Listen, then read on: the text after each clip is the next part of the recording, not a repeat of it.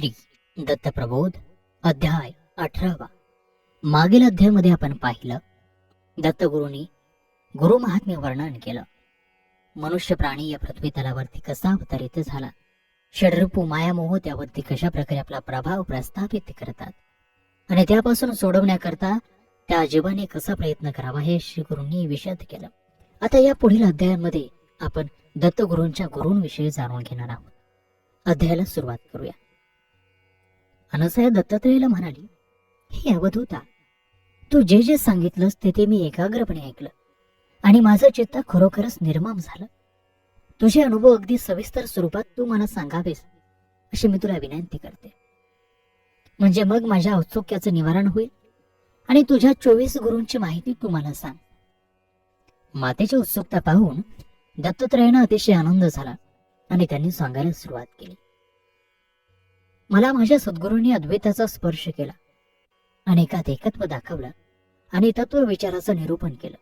ते मला म्हणाले, हे अवधूता, मन अतिशय चंचल असतं, त्याला अधिक काबूत आणायला हवं, विषय लोभाचा त्याग करायला हवा आणि अनासक्त निर्मळ बनायला हवा.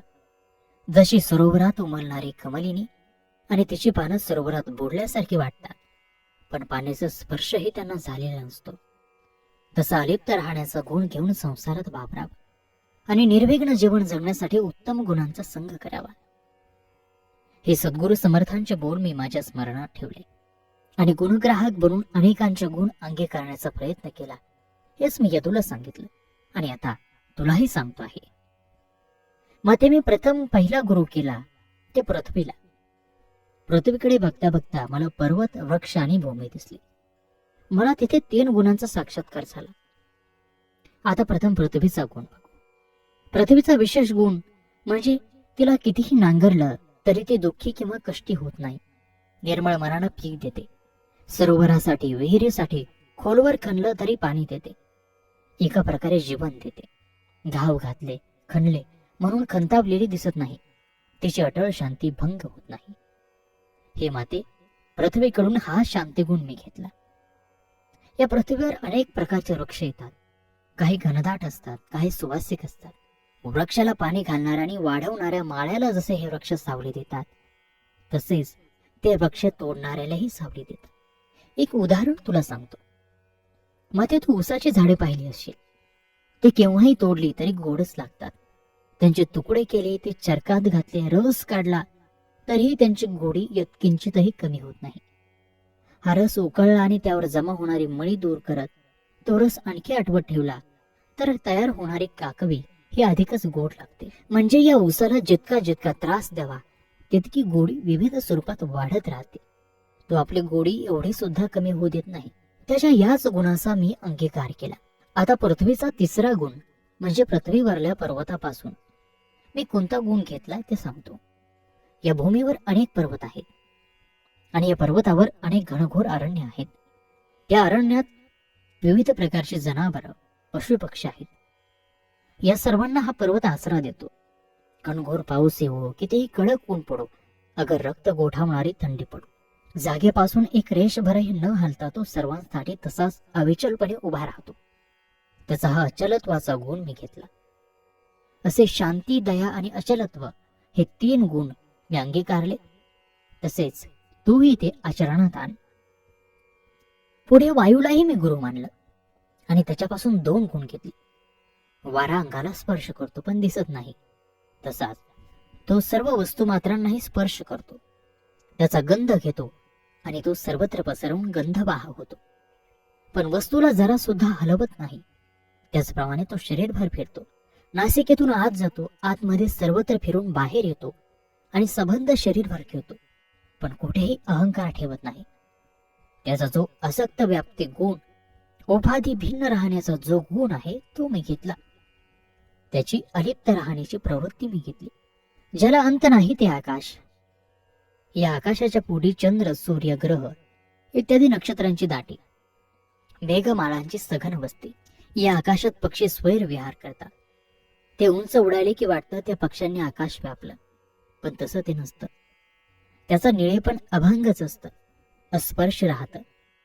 आकाश जीवनात भरलेलं दिसतं. एखाद्या मोठ्या माठात ते माठासारखं दिसतं, वस्त्रात वस्त्रासारखं भासतं. ते असतं त्याच जागी स्थिर असतं. आपल्याला नुसते निव्वळ भास जाणवतात आणि या भासमयतेमुळे आयुष्याचा नाश होतो. पण आभासत्व म्हणजे आकाश, निश्चल, निर्मळ, निर्दोष असं आकाश, ज्याला अंत नाही, ज्याचं मूळ सापडत नाही, पण जे ब्रह्मकरंड्याचं झाकण होऊन राहिलं आहे. चौथा गुरु आहे पाणी. पाण्याचा महत्वाचा गुण म्हणजे निर्मळपणा. पाणी स्वतः तर निर्मळ असतंच, पण दुसऱ्यालाही निर्मळ बनवतं, पवित्र करतं. आपल्या प्रवाहानं जाईल तिथे पाणी हिरवीगार रानं तयार करतं. तीर्थ बनून पाणी दुर्जनांचा उद्धार करतं, त्यांना पवित्रता देतं. पण हे सर्व कार्य करताना ते कुठेही नाराज होत नाही. उलट तृषा शमवण्याचं, भवताप शांत करण्याचं काम ते अगदी सहजतेनं करतं. त्याचं संघासारखं संघ होणं आणि स्वतः बरोबर इतरांनाही निर्मळ बनवणं हे गुण मी घेतले. पाचवा गुरु केला अग्नी. हा पंचगुणी आहे. त्याचं सर्व चराचराला व्यापून उरणारं धगधगीत तेज, त्याच्या अति अद्भुत शक्ती, सगळ्याचा घास घेताना हा अभक्ष असा भेदभाव तो करत नाही. त्याला सर्व काही चालतं आणि शेवटी गिळंकृत केल्यावर तो त्या कोणत्याही वस्तूला आपल्यासारखंच बनवतं. अशा प्रकारे त्याचं कडकडीत वैराग्य, अनुताप हे गुण घेण्यासारखे आहेत. प्रखर चंड किरण सूर्यामुळे घनदाट अंधाराचा नाश होतो आणि वस्तुमात्राचं ज्ञान होतं. आपल्या किरणांनी तो सागर शोषतो. तशीच भूमीही शुष्क बनवतो आणि मानवाला ऋतू देतो. शोषलेल्या पाण्याचे मेघ बनवून पाऊस पडतो, शेत पिकवतो, मानवाला जीवन देतो. 6 ऋतू निर्माण करून दक्षिणायनात काही दिवस आणि उत्तरायनात काही दिवस असे भ्रमण करतो आणि दिगंताला प्रकाशाचं देणं देतो. सूर्यापासून मी ही वैशिष्ट्ये घेतली. आता शीतांशाचा योग तुला सांगतो. तापदाहाचा नाश करून शीतांश सुख देतं, तेजाला सौम्य बनवतं, रोगांचा नायनाट करतं, नाना प्रकारच्या वृक्षलतांनी वाढ करतं आणि सुखाकडे नेतं. माते, ब्रह्मचर्य पाळण्यासाठी मी एकदा वनात गेलो होतो. तेव्हा त्या वनात एका घनदाट वृक्षावर मी कबुतराची एक जोडी पाहिली. ती दोघेही प्रणयाराधनेत मग्न झाली होती. एकमेकांभोवती गोलगोल फिरून घोटर घुम करत होती, नाचत होती, चोचीत चोच घालून हितगुज करीत होती. त्यांना भोवतालच्या परिस्थितीचं ज्ञान नव्हतं. कितीतरी काळ त्यांच्याशी प्रणय साधना चालू होती आणि एक दिवस या प्रणय साधनेला फळ आलं. मादी गर्भवती राहिली होती. असेच आणखी काही दिवस लुटले. नर मादीची अतिशय काळजी घेत होता, तिला जपत होता. मादीने अंडी घातली. ती अंडी फुटून त्यातून 2 पिल्लं बाहेर आली. आता त्याचा संसार मोठ्या आनंदानं सुरू झाला होता. नरानं मोठ्या जोमानं काम करायला सुरुवात केली. तिघांसाठी चारा आणायला तो दूरवर एकटाच जात असे आणि दमून भागून घरी येत असे. पिल्लं मोठी होत होती म्हणून एक दिवस मादेही नरापाठोपाठ चारा आणायला बाहेर पडली आणि दुर्दैव आड आलं. एका पारध्यानं रानात जाळं लावलं होतं. नुकतेच पंख फुटू लागलेल्या कबुतराच्या 2 पिल्लांनी तसं काही जग पाहिलं नव्हतं. ती उडाली आणि दाणे टिपण्यासाठी खाली उतरली व जाळ्यात अडकली. पिल्लांच्या काळजीनं मध्ये लवकर घरट्याकडे परतली होती. घरट्यात येऊन बघते तर पिल्लं नाही. तिनं जेव्हा शोध घेतला तेव्हा ती पिल्लं पारध्याच्या तावडीत अडकलेली दिसली. त्याचं काळीच फाटलं आणि तिनंही त्या जाळ्यात उडी घेतली. चाऱ्या पाणी घेऊन कबूतरही घरट्याकडे परतलं. आपलं कुटुंब असं पारध्याच्या तावडीत सापडलेलं पाहून दुःखाने त्याचं काळीच होरपळू लागलं, पण तो काहीच करू शकत नव्हता. विषयासक्त, संसारासक्त माणसाची गतीही अशीच होते. परमार्थ साधन हाच त्याच्यावरचा उपाय. आणि म्हणून माते, संसारात पडून विषय उपभोगामुळे कशी अवस्था होते हे मी प्रत्यक्ष पाहिलं आणि कायम ब्रह्मचार्य व्रत पाळण्याचं ठरवलं. म्हणजे व्रथा संसारात ताप नको. माते, त्याच वनात असणाऱ्या एका अजगरालाही मी गुरु मानलं. कसं ते मी तुला सांगतो. सर्व सापांमध्ये जो विशाल काय आहे त्याची गती मंद, स्थिर, निर्धारपूर्वक आहे. असा हा अजगर धीराचं, निश्चिंत वृत्तीचं उदाहरण आहे. तो एका जागी शांत पडून असतो, कधीही कोणाच्या वाट्याला जात नाही. ठेविले अनंत पैसेचे राहावे, चित्त असू द्यावे समाधान, या वृत्तीने तो वागत असतो. जवळ येईल आणि मिळेल तेच तो खातो. काही मिळालं नाही तर त्याला विवंचना नसते. चिंतारहित मनानं तो वावरतो. मानवानंही अशीच वृत्ती ठेवून परमार्थ साधायला हवा. कारण सर्वांना पाळणारा, तारणारा तो जगदीश्वरच आहे. त्याचबरोबर 100 योजन लांब आणि रुंद असलेला सखोल आणि गंभीर सागरही मी गुरु केला. सागराच्या उंचीला तर मोजमापच नाही. आकाशाला भेदणाऱ्या त्याच्या उत्तुंग लाटांचं वर्णन करायला शब्दही कमी पडतील. या सागराच्या पोटात अनंत प्रकारचे लहान मोठे, प्रबल दुर्बल असे जीव नांदत असतात. नानाविध असंख्य रत्न, हिरे माणक, मोती चमचमत असतात. कितीतरी बेटच्या बेट त्या सागराच्या उदरात वास करत असतात. पण हा सागर सर्वांनाच सारख्याच वृत्तीने आश्रय देतो. खरं पाहिलं तर सागराची शक्ती अफाट आहे. मनात आणलं तर तो एका क्षणात सर्व पृथ्वी जलमय करून टाकू शकेल. पण तो तसं करत नाही. एका मर्यादित राहतो. ती मर्यादा तो उल्लंघित नाही. त्याचे हेच गुण योग्याच्या ठाई हवेत. माते, ज्योतीवर झेप घेणारा पतंग तू पाहिला असेल. त्याच्याकडूनही मी एक गुण घेतला. त्या पतंगाची गोष्ट मी तुला प्रथम सांगतो.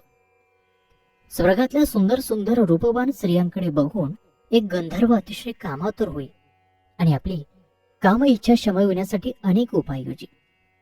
शरीर नष्ट होण्याची वेळ आली तरी त्याची विषय वासना संपली नव्हती. त्याचा परिणाम म्हणून त्याला दुसऱ्या जन्मी पतंग व्हावे लागले. पतंग होऊनही त्याची वासना शमली नाही. ज्योतीवर झेप घेऊन जळून मरण्याचं त्याच्या नशिबी आलं.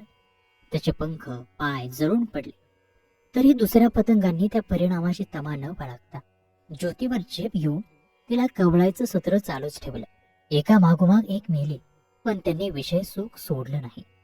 त्यांच्यात हे जी चिकाटी होती ती चिकाटी घेण्यासारखी आहे. संसारात अनेक स्त्रिया पतिव्रता असतातच असं नाही. त्यांना समाजामुळे धर्मामुळे काही नियम पाळावे लागतात आणि मनात नसतानाही काही व्रताचं आचरण करावं लागतं. पतीवर आपली भक्ती आहे असं दाखवावं लागतं आणि नवरा मेला की त्याच्याबरोबर चळफळत सती जावं लागतं. सती जाताना त्या अग्नीला शिव्याशाप देतात, त्याचा धिक्कार करतात आणि म्हणून जन्म मरणाच्या फेऱ्यात संपूर्णपणे अडकून दुसऱ्या जन्मी त्या स्त्रियांना पतंगाचा जन्म प्राप्त होतो.